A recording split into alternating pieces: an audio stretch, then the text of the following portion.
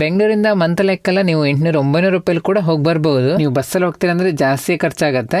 ಕಡಿಮೆ ಖರ್ಚಲ್ಲಿ ಹೋಗ್ಬೇಕಂತಿದ್ರೆ ನೀವು ರೈಲಲ್ಲೇ ಹೋಗ್ಬೇಕಾಗತ್ತೆ. ರೈಲಲ್ಲಿ ನೀವು ಸ್ಲೀಪರ್ ಕೋಚ್ ನ ಆಯ್ಕೆ ಮಾಡ್ಕೊಂಡ್ರೆ 250 ರೂಪಾಯಿ ಕೂಡ ನೀವು ಹೋಗಿ ತಲುಪಬಹುದು. ಹೋಗಿ ಬರ್ಲಿಕ್ಕೆ ರೈಲ್ನ ಟಿಕೆಟಿಗೆ ಒಂದು 500 ರೂಪಾಯಿ ಆಗತ್ತಷ್ಟೇ.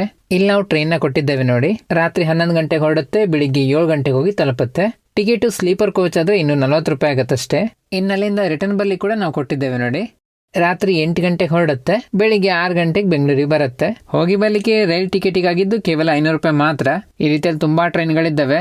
ನೀವು ಮಂತ್ರಾಲಯ ರೈಲ್ವೆ ಸ್ಟೇಷನ್ ನ ತಲುಪಿದ ಮೇಲೆ ಅಲ್ಲಿಂದ ನೀವು ಮಂತ್ರಾಲಯದ ಮಠಕ್ಕೆ ನೀವು ಆಟೋದಲ್ಲೇ ಹೋಗ್ಬೇಕಾಗತ್ತೆ.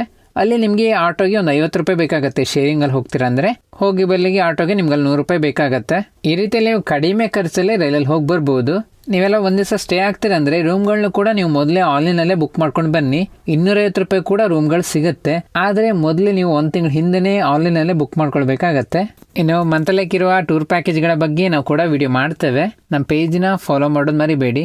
ಈ ವಿಡಿಯೋನ ನಿಮ್ಮ ಸ್ನೇಹಿತರಿಗೆಲ್ಲ ಶೇರ್ ಮಾಡಿ. ಮಂತ್ರಾಲಯಕ್ಕೆ ಇದುವರೆಗೆ ಯಾರೆಲ್ಲ ಹೋಗಿದ್ದೀರಾ ಕಮೆಂಟ್ ಬಾಕ್ಸ್ ಅಂತ ತಿಳಿಸಿ. ನಮ್ಮ ಪೇಜ್ನ ಫಾಲೋ ಮಾಡೋದು ಮರಿಬೇಡಿ.